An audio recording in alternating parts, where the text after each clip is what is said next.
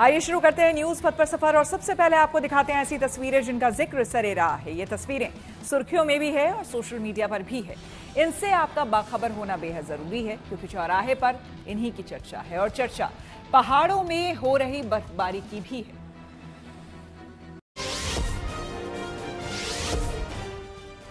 जम्मू कश्मीर में हो रही बर्फबारी से यहाँ के पहाड़ों की खूबसूरती में चार चांद लग गए हैं। अनंतनाग हो या पहलगाम, गुलमर्ग हो या सोनमर्ग या फिर भदरवाह, हर जगह गिरती बरसती फुहारों से इन जगहों की प्राकृतिक सुंदरता और ज्यादा निखर आई है। इन जगहों पर घूमने के लिए पहुंचे पर्यटकों को तो जैसे बिन मांगी मुराद मिल गई है, क्योंकि इस समय इन्हें बर्फबारी की उम्मीद बिल्कुल नहीं थी। लेकिन जब कुदरत मेहरबान हो गई तो ये लोग बर्फबारी का भरपूर लुत्फ उठाते नजर आ रहे हैं। इस बर्फबारी की वजह से तापमान लुढ़ककर काफी नीचे आ पहुंचा है, इसलिए ठंड का असर भी देखा जा रहा है। आसमान से गिरती बर्फ की ये फुहारें पेड़ पौधों से लेकर रास्ते और घर की छतों तक को अपने रंग में रंगती जा रही हैं। ये मनोरम छटा है हिमाचल प्रदेश की। यहाँ के ऊंचे इलाकों में हो रही बर्फबारी से हर तरफ जैसे सफेद चादर सी बिछ गई है। चंबा के पांगी में भी सीजन की पहली बर्फबारी हुई। पांगी घाटी के भटौरी, सुराल, हिलोटवान, शुण, हुडान, सुराल, भदौरी समेत 19 पंचायतों में 1 से 1.5 फीट तक बर्फबारी दर्ज की गई है। वहीं चंबा के निचले इलाकों में बारिश का दौर जारी है। इस सब के चलते ठंड भी अपना अच्छा खासा असर दिखा रही है। वहीं मनाली में भी लगातार तीसरे दिन बर्फबारी का सिलसिला चल रहा है।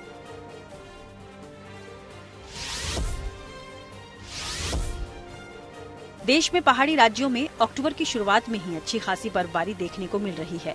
उत्तराखंड के केदारनाथ धाम से लेकर बद्रीनाथ धाम और हेमकुंड साहिब तक में हो रही बर्फबारी से यहाँ पहाड़ों की खूबसूरती का दिव्य दीदार मानो हो रहा है। केदारनाथ धाम में लगातार दूसरे दिन भी बर्फबारी हुई। इस बर्फबारी का आनंद लेते हुए श्रद्धालु बाबा केदार के दर्शन करने पहुँचते रहे।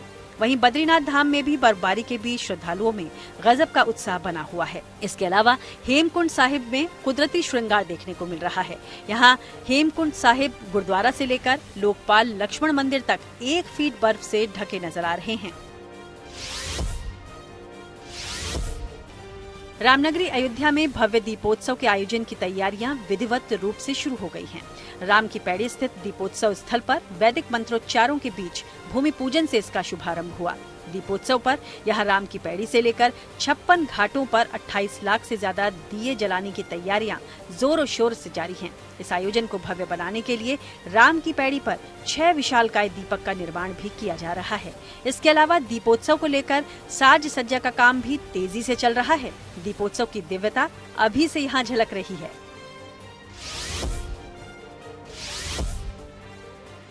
केरल के त्रिशूर में कथकली नृत्य की ये प्रस्तुति एक खास वजह से चर्चा में है। यहाँ के मशहूर शास्त्रीय नृत्य विश्वविद्यालय केरल कला मंडलम में 16 साल की इस मुस्लिम लड़की ने एक कीर्तिमान स्थापित किया। दरअसल 1930 में स्थापना के बाद ये पहला मौका था जहाँ एक मुस्लिम लड़की पारंपरिक कथकली नृत्य नाटिका का हिस्सा बनी। साबरी नाम की 16 साल की मुस्लिम लड़की ने इस प्रस्तुति में कृष्ण की भूमिका निभाकर अपने देखे गए इस सपने को साकार किया।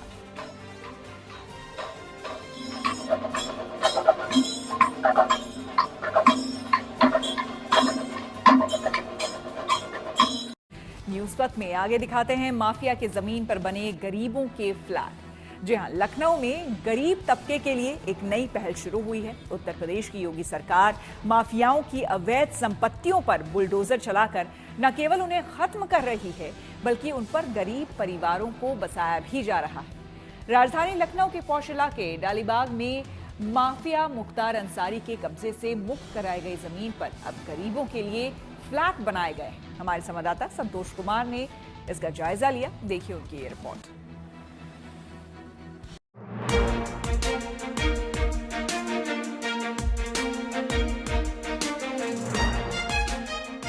ये वही जमीन है जहां कभी आम आदमी की एंट्री तक नहीं होती थी। अब वहीं पर गरीबों के लिए आवास बन रहे हैं। उत्तर प्रदेश की राजधानी लखनऊ के पौष इलाके हजरतगंज में बन रही ये आलीशान इमारत किसी रईस या कारोबारी की नहीं बल्कि मुख्यमंत्री योगी सरकार इस इमारत को गरीबों के आशियाने के सपने को पूरा करने के लिए बना रही है। राजधानी लखनऊ के डालीबाग में एक समय जहां माफिया मुख्तार का कब्जा था, उस जमीन पर अब आम आदमी का आशियाना होगा। प्रयागराज के बाद अब लखनऊ में कई दशकों से माफिया डॉन मुख्तार अंसारी के कब्जे में रही हजरतगंज के डालीबाग इलाके की बेशकीमती जमीन पर योगी सरकार ने बुलडोजर चलाया। और अवैध निर्माण को ध्वस्त करा दिया। अब इस पॉश इलाके की जमीन पर गरीबों के लिए आवास बनकर तैयार हैं। उत्तर प्रदेश सरकार माफियाओं पर बुलडोजर एक्शन ले रही है। जो सरकारी जमीनें कब्जा की गई थी उन पर बुलडोजर एक्शन कर उन जमीनों को खाली कराया जा रहा है।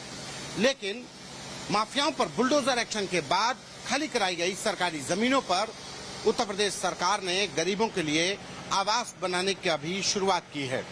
शुरुआत प्रयागराज में अतीक अहमद की कब्जा की हुई जमीन पर रिक्शा चालकों, पटरी दुकानदारों को आवास देकर की थी और अब बारी लखनऊ में माफिया डॉन मुख्तार अंसारी के द्वारा जो हजरतगंज के डालीबाग इलाके में सरकारी जमीन पर कब्जा किया गया था उस पर बुलडोजर एक्शन हुआ और अब उस जमीन पर टावर बनकर तैयार हैं, फ्लैट बनकर तैयार हैं और ये ऐसे 72 फ्लैट बनाए गए हैं। ये 3 टावर हैं। देखिए ये वही जमीन है जो माफिया डॉन मुख्तार अंसारी के द्वारा कब्जा की गई थी और उस पर कब्जा मुक्त कराया गया। ये करीब 20,314 स्क्वायर फीट की ये पूरा प्लॉट था, ये जमीन थी जिसको कब्जा कराया गया। 3 ब्लॉक में 72 फ्लैट्स बनाए गए हैं जो लगभग 360 स्क्वायर फीट में हैं।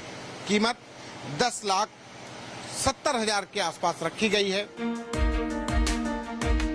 हजरतगंज के डालीबाग इलाके में 2,314 स्क्वायर मीटर यानी लगभग 23,000 स्क्वायर फीट की इस सरकारी जमीन पर लखनऊ विकास प्राधिकरण ने 72 फ्लैट बनाए हैं। इस 4 मंजिला इमारत में 3 टावर हैं, जिसमें कुल 72 फ्लैट हैं और ये फ्लैट 360 स्क्वायर फीट में बने हैं और ये सभी 1 BHK हैं, जिसमें बेडरूम, किचन, बाथरूम और बालकनी दी गई है। बिजली पानी के अलावा 2 पहिया वाहन की पार्किंग की सुविधा भी है। निम्न आय वर्ग यानी EWS के लिए बने इन फ्लैट्स की कीमत 10,70,000 रुपए रखी गई है। लखनऊ विकास प्राधिकरण ने ये फ्लैट बनाए हैं। अब आपको फ्लैट भी दिखाते हैं। जो जमीन मुख्तार अंसारी के द्वारा, आप सोचिए कि हजरतगंज के डालीबाग इलाके में कब्जा कर बनाई गई थी। फ्लैट तैयार किए गए, आधुनिक जो सुविधाएं हैं, किचन है, बेडरूम है, हॉल है, ये ऐसे 3 टावर बनाए गए हैं और हर एक फ्लैट करीब 360 स्क्वायर फीट की एरिया का है। ये देखिए जब आप एंटर करते हैं तो पहले किचन कम डाइनिंग हॉल समझ लीजिए ये है। इसके बाद बगल में एक बेडरूम दिया हुआ है एक छोटे परिवार के लिए जो लखनऊ में आशियाना की तलाश कर रहे थे। वो गरीब परिवार जो दिहाड़ी मजदूर हैं, जो इकोनॉमिक वीकर सेक्शन में आते हैं, निर्बल आय वर्ग के लोग हैं। दूसरा यहाँ पर अटैच लेट बाथरूम भी दिया हुआ है और ये आधुनिक जो सुविधाएं हैं, स्विच बोर्ड है, इलेक्ट्रिसिटी की भी सप्लाई। चूंकि हजरतगंज का इलाका है तो यहाँ पर एक माना जा रहा है कि जो इस पूरे इलाके की देखरेख होगी वो भी LDA के द्वारा कराई जाएगी। और अब ये ऐसे 72 फ्लैट बनकर तैयार हैं। इन 72 फ्लैट पर लॉटरी के जरिए उन पटरी दुकानदारों को, उन मजदूरों को, उन दिहाड़ी मजदूरों को ये आवास दिए जाएंगे और जब ये आवास आवंटित होंगे तो कहा जा रहा है कि उत्तर प्रदेश सरकार के मुख्यमंत्री एक कार्यक्रम के तहत ये चाबियां दी जाएंगी। लेकिन इतना जरूर है कि माफिया डॉन अतीक अहमद के द्वारा प्रयागराज में कब्जा की गई जमीन को सरकार ने मुक्त कराया और अब बारी मुख्तार अंसारी के द्वारा कब्जा की गई जमीन पर बने हुए उन फ्लैट्स की है जो अब गरीबों के आशियाने होंगे। ये आशियाने अभी बनकर तैयार भी नहीं हुए हैं, लेकिन आशियाने की चाहत में खरीदार यहाँ देखने पहुँचने लगे हैं। माफिया डॉन मुख्तार अंसारी की जो जमीन कब्जा की गई थी उस पर अब गरीबों के आवास बनकर तैयार हैं और लोग देखने भी आ रहे हैं। वजह भी साफ है कि इस बेशकीमती इलाके में अगर एक आशियाना हो जाए तो हर किसी का सपना होता है। ऐसे ही शैलेंद्र हैं, ये भी देखने के लिए आए थे। चंद भाई, कैसे देखते हैं जिस जमीन पर माफिया डॉन का कब्जा था अब गरीबों के लिए आवास बन रहा है? आप भी देखने आए हैं? जी, मैंने पेपर में देखा था तो हमने कहा एक बार देख लेते हैं कि क्या कैसा है। और यहाँ पे फ्लैट मतलब हजरतगंज में मिलना तो अपने आप में भाई प्राइम लोकेशन है, इसके लिए तो जाहिर सी बात है कोई भी प्राइम लोकेशन है, कोई भी चाहेगा और कि किसी का आशियाना बस जाए भाई। तो ये आप मतलब कैसे देखते हैं कि जो जमीन माफिया डॉन मुख्तार अंसारी हो या अतीक अहमद उनके द्वारा कब्जा की गई थी, अब उसको गरीब वर्ग के लोग? देखिए, उन संदर्भ में मुझे कुछ नहीं कहना है। वो गवर्नमेंट का जो भी फैसला है वो सर्वमान्य है, सबको मान्य है और हम लोग तो सिर्फ बस जो भी निकला था उसको देखने के लिए आए थे, देखने कैसा है। हर किसी को चाहते एक अदद आशियाने की होती है, लिहाजा हर कोई अपने सपने को पूरा करना चाहता है। लेकिन डालीगंज में बन रहे ये फ्लैट लॉटरी सिस्टम से दिए जाएंगे, यानी जिसकी लॉटरी निकलेगी ये फ्लैट उन्हीं को मिलेंगे। आप भी फ्लैट ही देखने आए हैं सर? देखने के लिए आए हैं। देखने के लिए। ये तो बहुत पॉश इलाका है, यहाँ पर तो तभी बड़ी बात है अगर मिल जाता है फ्लैट। इलाका लोकेशन ऐसी है तभी देखने के लिए आए। इसके बाद ऑनलाइन देखेंगे क्या प्रक्रिया इसकी होती है। शायद लॉटरी सिस्टम का है, तो इसके बाद देखते हैं आगे क्या होता है। कैसे देखते हैं कि जो माफियाओं के कब्जे में जमीनें थी वो एक आम आदमी के लिए आवास की जगह बन गई है। जो माफियाओं ने कब्जा कर रखा था उस पे एक नौकरी पेशा जिस आदमी के लिए लखनऊ में आशियाना का सपना होता वो बन रहे हैं। नहीं, बहुत अच्छा है। अब देखिए हम लोग क्या है, अभी रेंटेड रह रहे हैं। अब माफियाओं के अगर गवर्नमेंटेड जमीन पे उन्होंने अवैध तरीके से कब्जा कर रखा है, इसको गवर्नमेंट ने छुड़ाया तो अच्छी बात है। अब एक को छुड़ा के इसमें सैकड़ों लोगों को बसाया जा सकता है, घर दिया जा सकता है, बहुत अच्छी बात है। लखनऊ की तरह ही प्रयागराज में माफिया अतीक अहमद द्वारा कब्जा की गई अवैध जमीन पर लूकरगंज इलाके में फ्लैट बनाए गए हैं और फ्लैट बनकर तैयार हो गए हैं। और अब प्रयागराज के बाद लखनऊ में भी जल्दी गरीबों को उनके सपनों के घर की चाबी मिलेगी। लखनऊ से संतोष कुमार के साथ bureau report, good news today. Prakash Parv के पहले अमृतसर में नगर कीर्तन की रौनक तो गिर सफारी सैलानियों के लिए एक हफ्ते पहले ही खुला। आइए सीधे आपको लिए चलते हैं न्यूज एक्सप्रेसवे पर, जहां देश भर की कुछ और जरूरी खबरें कर रही हैं आपका इंतजार।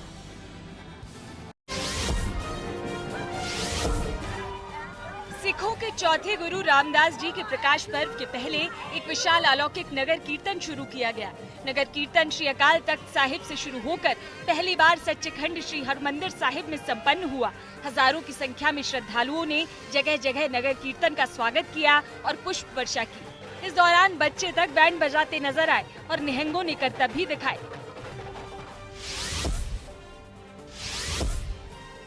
दिल्ली में छठ पर्व की तैयारियां जोरों पर चल रही हैं। दिल्ली सरकार ने ये साफ कर दिया है कि लोग यमुना नदी के घाटों पर उतरकर अर्घ्य दे पाएंगे, इसलिए घाटों की तेजी से साफ सफाई की जा रही है। सीएम रेखा गुप्ता ने पल्ला से लेकर ओखला तक सभी घाटों को सुंदर बनाने के निर्देश दिए हैं। साथ ही 1000 से ज्यादा आर्टिफिशियल पॉन्ड और घाट भी तैयार करने के लिए कहा गया है। आपको बता दें कि 2019 के बाद से यमुना में छठ पूजा नहीं हुई है। मुंबई कर्ज का इंतजार अब खत्म होने वाला है।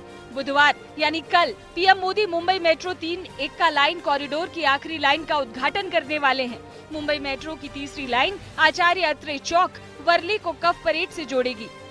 मुंबई मेट्रो लाइन 3 की कुल लंबाई 33.5 किलोमीटर है, जिसमें कफ परेड से आर्य कॉलोनी तक 27 स्टेशन शामिल हैं। पूरी तरह से चालू होने के बाद मेट्रो 3 आर्य JVLR से कफ परेड जाने वाले यात्रियों का सफर चंद मिनटों में पूरा हो जाएगा और उनके समय की बचत होगी। यूपी में सीएम योगी के निर्देश पर मिशन शक्ति 5.0 चल रहा है, जिसको लेकर गांव से लेकर शहर, स्कूलों, नुक्कड़ में पाठशाला लगाकर पुलिस महिलाओं को जागरूक कर रही है। साथ ही होने वाले अपराध पर कैसे लगाम लगे, अपराधी को सजा कैसे मिले, इसकी जानकारी दे रही है। इसी कड़ी में बांदा जिले में पहला महिला पिंक बूथ खोला गया। इस बूथ को बनाने का उद्देश्य महिलाओं की सुरक्षा करना और उन्हें एक सहज माहौल देना है। इस चौकी की खास बात ये है कि यहाँ महिला अफसरों की तैनाती 24 घंटे की गई है।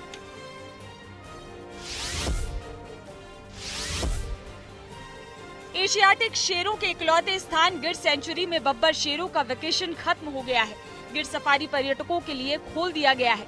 ओपनिंग के वक्त वन्य अधिकारियों ने सैलानियों को गुलाब का फूल देकर और मुंह मीठा करवाकर उनकी जिप्सियों को हरी झंडी दिखाकर रवाना किया। इस दौरान पर्यटकों ने खुशनुमा मौसम और प्रकृति के सुंदर नजारे तो देखे ही, साथ ही अपने कैमरे में शेरों के अद्भुत मोमेंट्स कैप्चर किए। माना जा रहा है कि 10-11 अक्टूबर को राष्ट्रपति द्रौपदी मुर्मू गिर सफारी आ सकती हैं, इसलिए सेंचुरी को एक हफ्ते पहले खोला गया है। और चलिए अब बात करते हैं एक अनूठे प्रेम विवाह की। देखिए, हमारे देश में कई ऐसे पुराने रीति रिवाज और परंपराएं हैं जिन्हें खास तौर से ग्रामीण समाज ने आज भी जिंदा रखा है। ऐसी एक अनोखी परंपरा है टेसू और झिझिया विवाह। दरअसल उत्तर प्रदेश के झांसी में ये टेसू झिझिया विवाह की परंपरा बड़े धूमधाम से निभाई जाती है। वहीं ये परंपरा यूपी के एक और जिले में भी बड़े धूमधाम और विधि विधान से संपन्न की जाती है। और मजेदार बात यह है कि इस अनोखी परंपरा को लड़कियों ने निभाया और सांकेतिक विवाह के जरिए ग्रामीण संस्कृति और लोक परंपरा को जीवित रखने का संदेश दिया।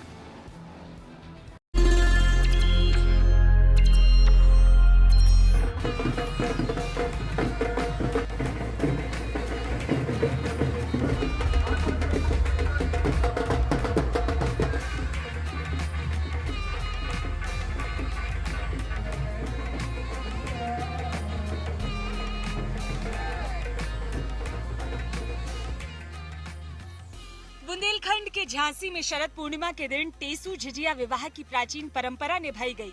ये परंपरा वर्षों से चली आ रही है। पौराणिक कथाओं के अनुसार इस परंपरा का इतिहास महाभारत काल के पांडवों से जुड़ा हुआ है।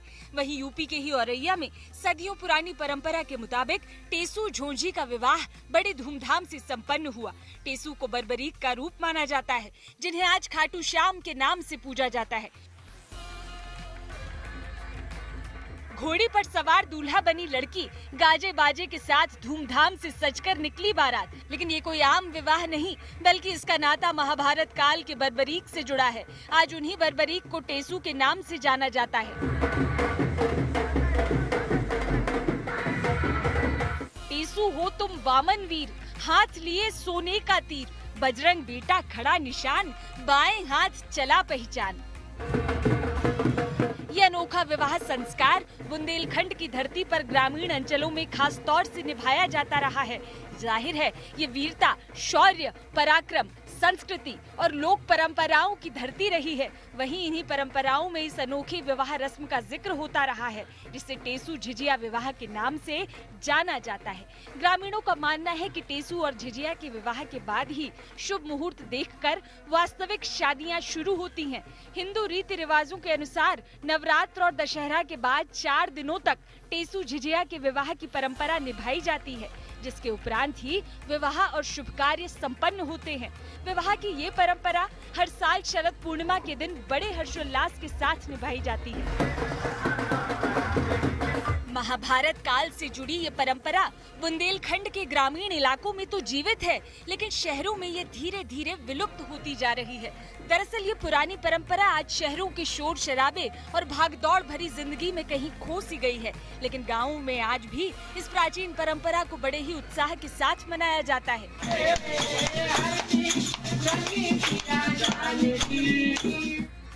यही वजह रही कि झांसी शहर में मॉडर्न ग्रुप ऑफ इंस्टीट्यूशन की इन छात्राओं का इस पुरानी विवाह रस्म को लेकर उत्साह और उल्लास देखने लायक रहा। डीएलएड संस्थान के इन स्टूडेंट्स ने न केवल इस अनूठे विवाह रस्म को निभाने में अपनी भागीदारी दी, बल्कि उनके लिए तो ये अनूठा और प्राचीन विवाह संस्कार एक यादगार अनुभव दे गया। वास्तविक विवाह जैसा अनुभव। इस प्रतीकात्मक विवाह में बाकायदा निमंत्रण पत्र छपवाए गए। एक लड़की झिझिया दुल्हन बनी तो दूल्हा राजा भी लड़की ही बनी और फिर निकली डीजे के साथ सज धज कर बारात। घोड़े पर सवार दूल्हा टेसू दुल्हन झिझिया के घर पहुंचा। हल्दी, मेहंदी, स्वागत, कलसा उतारना, जयमाला और 7 फेरे जैसी परंपरागत रस्में भी निभाई गयी।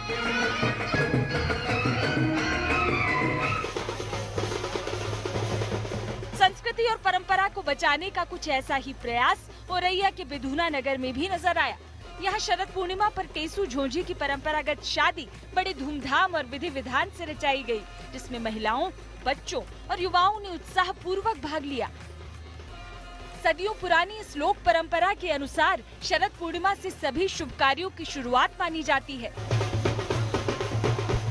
ये महाभारत काल से इनका नाम जो है बर्बरीक था और इन्हीं को हम लोग जो टेसू कहते हैं और इनका झिझिया के साथ विवाह हुआ था और आज से ही सनातन धर्म के हिंदू रीति रिवाज के अनुसार इनके विवाह होने के बाद ही सारे कार्यक्रम आज से शुरू हो जाते हैं। मांगलिक कार्यक्रम सारे शुरू हो जाते हैं। जी आज से ही सारे कार्यक्रम शुरू हो जाते हैं। इनके कार्यक्रम के बगैर हम लोगों के किसी के कार्यक्रम हो ही नहीं सकते। जब तक इनका विवाह नहीं होगा तब तक कोई कार्यक्रम नहीं हो सकता है।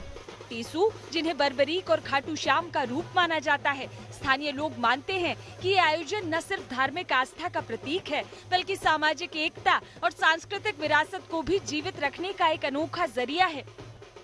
इसको हम पुराने समय से कराते आए हैं और आज जो है यही परंपरा बहुत पहले से चल रही है और सनातन धर्म के जो भी कार्य होते हैं वो आज से प्रारंभ हो जाएंगे। विवाह इत्यादि शुभ कार्य जो भी है आज से प्रारंभ हो जाएंगे। हम लोग इस कार्य को तो क्या मानते हैं, मांगलिक कार्य की शुरुआत जो है टेसू और जैन जी की शादी से शुरू होती है? हाँ, मांगलिक कार्य आज से प्रारंभ हो जाएंगे।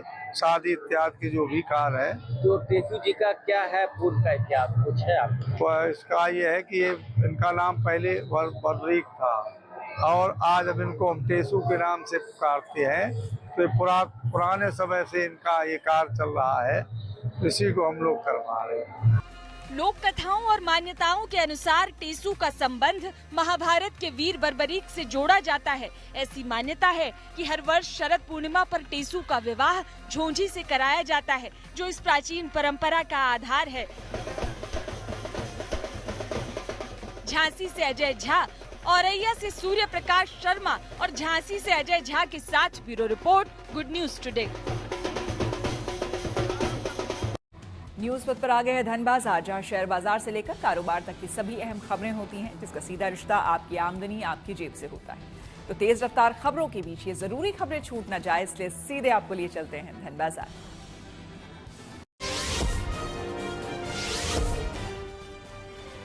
भारतीय शेयर बाजारों में आज 7 अक्टूबर को लगातार चौथे दिन तेजी देखने को मिली। मजबूत ग्लोबल संकेतों और एनर्जी शेयरों में खरीदारी से बाजार का सेंटिमेंट हाई रहा। सेंसेक्स जहां 136.63 अंकों की तेजी के साथ 81,926.75 पर बंद हुआ, तो वहीं निफ्टी 30.65 अंकों की तेजी के साथ 25,108.30 अंक पर बंद हुआ। आज सोने और चांदी की कीमतों में फिर जबरदस्त उछाल नजर आया। दिल्ली में 700 रुपए की बढ़त के साथ 10 ग्राम सोने की कीमत 1,24,000 रुपए दर्ज की गई। सोने के साथ साथ चांदी की कीमतों में भी रिकॉर्ड उछाल दर्ज किया गया। चांदी 3,400 रुपए चढ़कर 1,54,000 रुपए प्रति किलोग्राम के रिकॉर्ड स्तर पर पहुंची।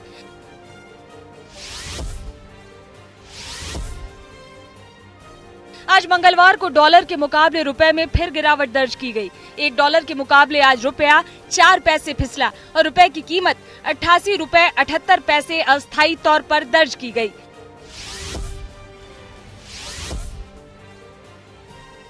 अर्थव्यवस्था के मोर्चे पर भारत के लिए गुड न्यूज है। वर्ल्ड बैंक ने आज भारत की जीडीपी ग्रोथ के अनुमान को अगले साल यानी वित्त वर्ष 2026 के लिए 6.3% से बढ़ाकर 6.5% कर दिया है। इसकी वजह मजबूत घरेलू मांग, ग्रामीण मांग में रिकवरी और टैक्स में सुधारों का पॉजिटिव इफेक्ट माना जा रहा है। वर्ल्ड बैंक ने ये भी कहा कि भारत इस साल भी दुनिया की सबसे तेज बढ़ने वाली बड़ी अर्थव्यवस्था बना रहेगा।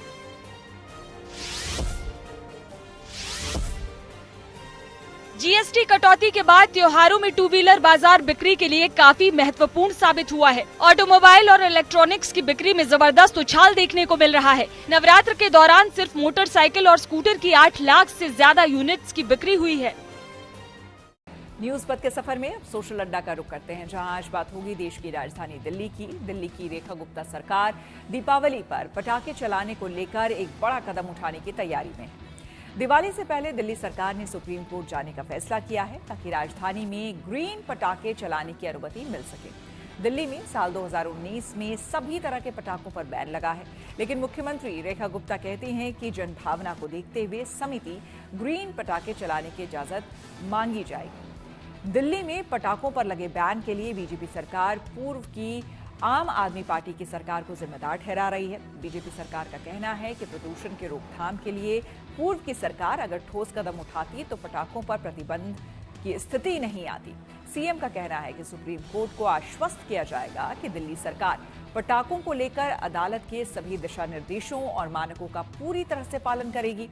राजधानी में दीपावली और सर्दी के दिनों में AQI यानी कि एयर क्वालिटी इंडेक्स खतरनाक यानी कि गंभीर श्रेणी में पहुंच जाता है। इस कारण सुप्रीम कोर्ट ने पारंपरिक पटाखों के साथ ही ग्रीन पटाखों पर भी रोक लगा दी थी। साल 2017 में सुप्रीम कोर्ट ने पहली बार दिल्ली में पारंपरिक पटाखों की बिक्री और उपयोग पर अस्थायी रोक लगाई थी। इसके बाद 2018 में CSIR नीरी के एक्सपर्ट्स ने मिलकर ग्रीन पटाखे विकसित किए थे, जो कि पारंपरिक पटाखों की तुलना में लगभग 30% कम प्रदूषण फैलाते थे।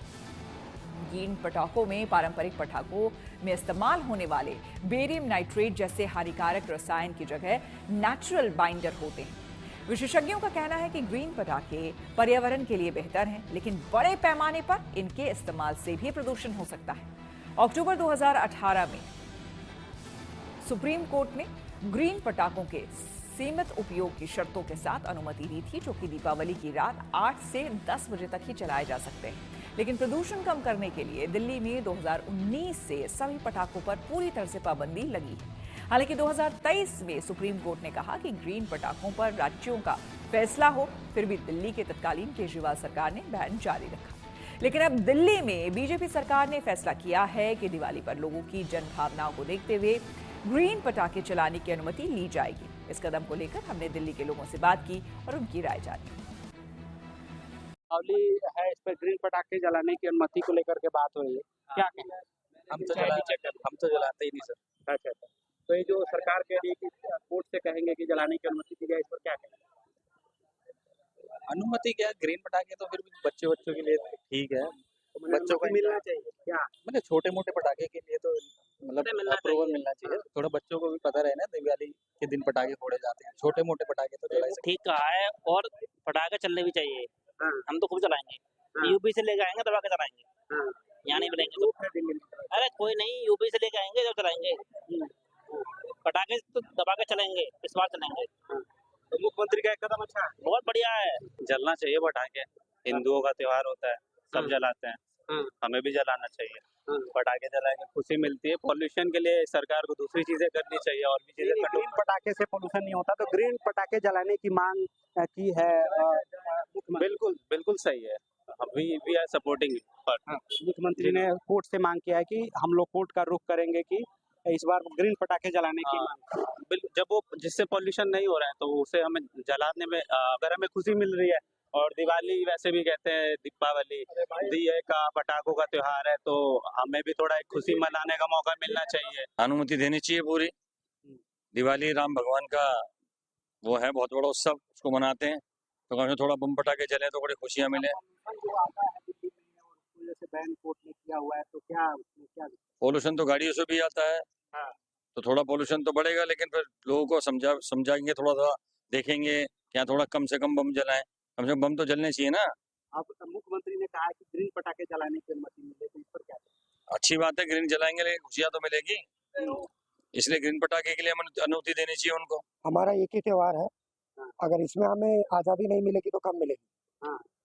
तो प्रदूषण की वजह से बंद किया गया है, कोर्ट ने बंद किया हुआ है दिल्ली में। क्या सिर्फ दिवाली के लिए प्रदूषण होता है? बाकी और किसी त्योहार में प्रदूषण नहीं होता है।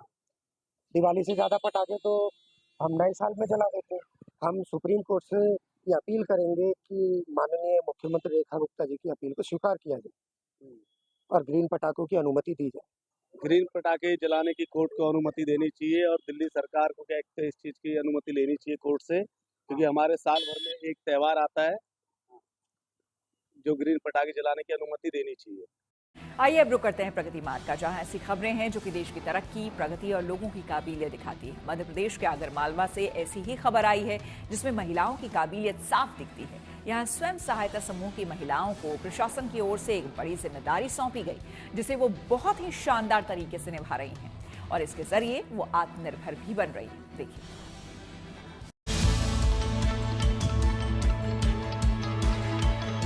ये महिला सशक्तिकरण की तस्वीर है।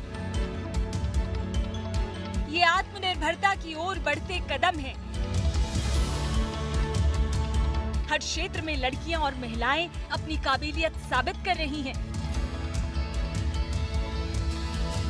मध्य प्रदेश के आगरमालवा के इस टोल प्लाजा पर भी यही देखने को मिल रहा है, जहां महिलाएं सिर्फ एक स्टाफ की तरह काम नहीं कर रही, बल्कि इसका पूरा संचालन वही कर रही हैं। ये महिलाएं यहाँ बखूबी टोल का संचालन करती हैं और साथ ही साथ कुछ सीखने की जो लालसा है उसके माध्यम से ये आगे बढ़ रही हैं। ये एक समाज को संदेश भी है कि ये महिलाएं किसी से कम नहीं है। मध्य प्रदेश का आगरमालवा जिले का एकमात्र ऐसा टोल है जिसका संचालन पूरी तरह से महिलाओं के हाथ में है। खास बात ये है कि ये सभी ग्रामीण महिलाएं और लड़कियां हैं जो यहाँ आने वाली गाड़ियों को रोकती हैं, उनसे टोल टैक्स लेकर उसकी रसीद देती हैं। यहाँ के पूरे कामकाज का हिसाब किताब कंप्यूटर में दर्ज करती हैं। प्रशासन ने इस टोल नाके की जिम्मेदारी स्व सहायता समूह की महिलाओं को दिया है। आजीविका मिशन के तहत दी गई जिम्मेदारी को ये महिलाएं बखूबी निभा रही हैं। कुछ बाहर निगरानी रखती हैं, तो कुछ कैबिन में अपना काम संभालती हैं। यही महिला कर्मी टोल टैक्स के पैसे को बैंक में जाकर जमा भी करती हैं। 2 साल हो गए, 2 साल से भी ऊपर हो गए जब से मिला है। तो यहाँ पे हम सब महिला ही काम करती है। हमने 3 शिफ्ट बना रखी है, ABC 12 बजे से तो सुबह 8 बजे तक की एक है और 8 से 4 बजे तक की है। तो 4 बजे से रात की 12 बजे तक तीनों की शिफ्ट बारी बारी से बदलती रहती है। 4 महिलाएं आती है, फिर 4 चली जाती है, फिर 4 आती है ऐसे। तो ये सब करते हैं काम, गाड़ी रोकना, पर्ची काटना, उनसे कैसे बात करनी, पैसे लेने। कोई अच्छे से दे देते हैं, कोई मगजमारी भी करते हैं, तो उनको समझाना व्यवस्थित तरीके से। जितनी गाड़ी आती है उनके नंबर से हम रजिस्टर में भी एंट्री करते हैं। वैसे तो सिस्टम में होती है सब एंट्री, फिर भी हम कि कभी लाइट नहीं है, कोई गाड़ी वाला आया कि हम तो निकल के गए थे, हम रजिस्टर में देख लेते हैं कि गाड़ी निकली कि नहीं। मध्य प्रदेश का ये पहला टोल प्लाजा है जिसका संचालन महिलाओं का स्व सहायता समूह कर रहा है। इस समूह में 15 महिलाएं हैं जो 3 अलग-अलग शिफ्ट में यहाँ अपनी ड्यूटी करती हैं। और सुरक्षा भी बहुत अच्छी है हमारे यहाँ पे। CCTV कैमरे लगे हुए हैं, अंदर भी बाहर भी सभी सुरक्षा है। वैसे बहुत ही अच्छा लगता है क्योंकि हम घर से बाहर निकल के आज काम कर रहे हैं, संघर्ष कर रहे हैं मतलब। और लड़कियां भी लड़कों से कम नहीं है अगर देखा जाए तो। स्व सहायता समूह की लड़कियां यहाँ काम करके अपनी आमदनी बढ़ाकर आगे की पढ़ाई करने की इच्छा रखती हैं, ताकि भविष्य में कुछ और बेहतर करने की ओर कदम बढ़ा सकें। यहाँ इन्हें जो जिम्मेदारी सौंपी गई है उसको लेकर ये फक्र महसूस करती हैं। मैं BA फाइनल ईयर कर चुकी हूँ और सरकार ने हमें काम दिया है, तो ये हमारी जिंदगी का एक पड़ाव है जो आगे हमारे सपनों को पूरा करने में हमारी मदद करेगा। बहुत अच्छा लगता है सर कि महिलाएं भी आगे बढ़ रही है, वो भी अपने पैरों पर खड़ा हो रही है। टोल प्लाजा का अच्छे से संचालन कर ये महिलाएं संदेश दे रही हैं कि हम में है दम, हम नहीं किसी से कम। आगर मालवा से प्रमोद कारपेंटर के साथ bureau report, good news today. कुछ समय से देश के अंदर एक देसी ऐप और उसको बनाने वाली देसी कंपनी जोहो की काफी चर्चा हो रही है। जोहो और इसके इंस्टेंट मैसेजिंग ऐप ने यूजर्स के बीच अच्छा खासा भरोसा कायम कर लिया है।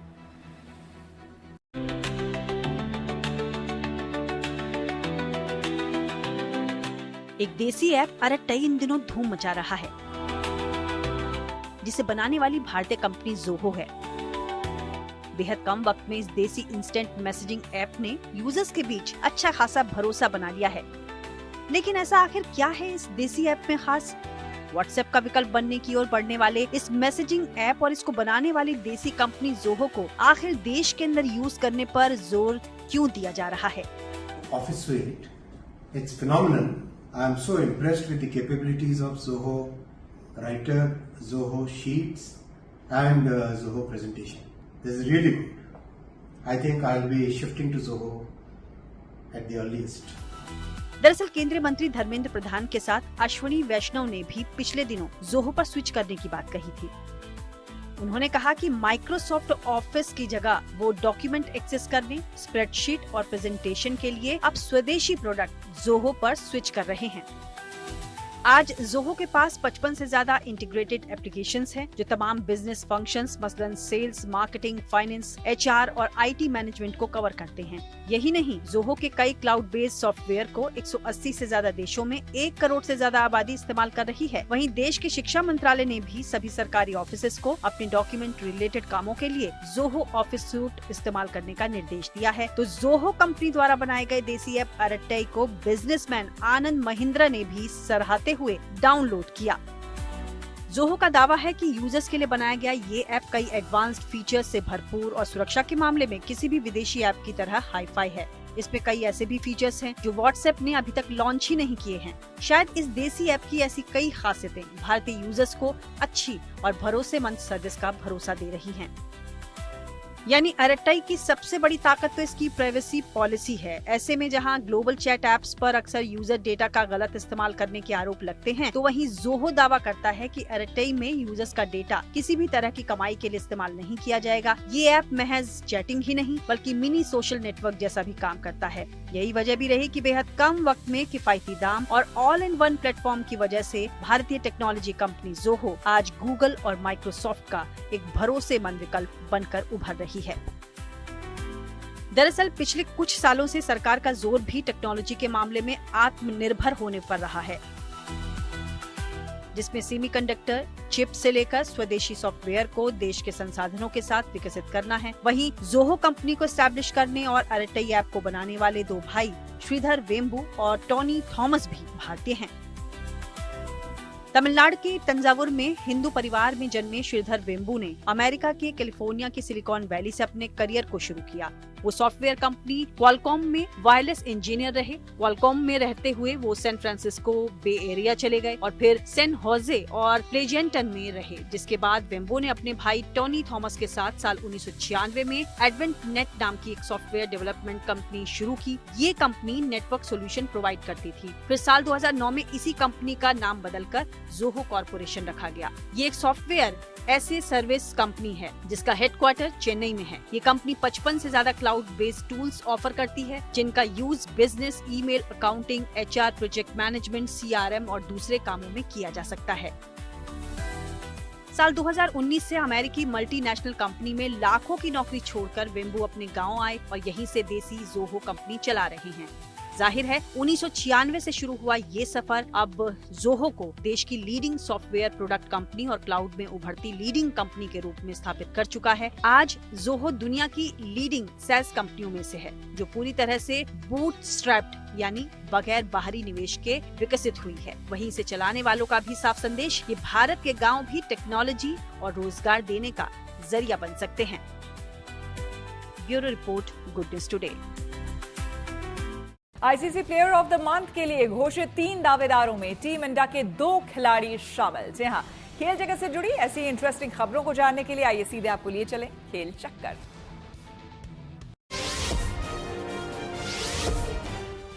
इंटरनेशनल क्रिकेट काउंसिल ने player of the month award के लिए 3 दावेदारों के नाम का ऐलान कर दिया है।